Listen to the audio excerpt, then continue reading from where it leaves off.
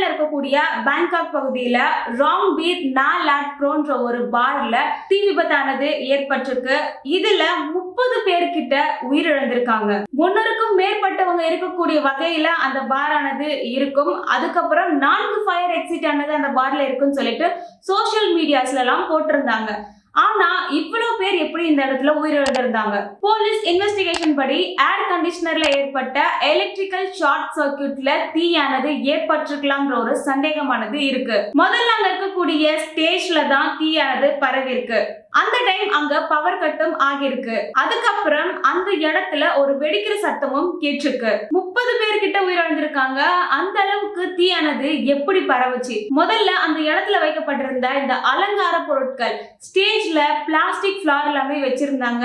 இது எல்லாமே ஈஸியா அந்த தீயை அப்சர்வ் பண்ணி ஸ்ப்ரெட் பண்ணிருக்கும். அது மட்டும் இல்லாம மேற்கூரையில இந்த ஃபோம் எல்லாமே செட் பண்ணி இருந்திருக்காங்க.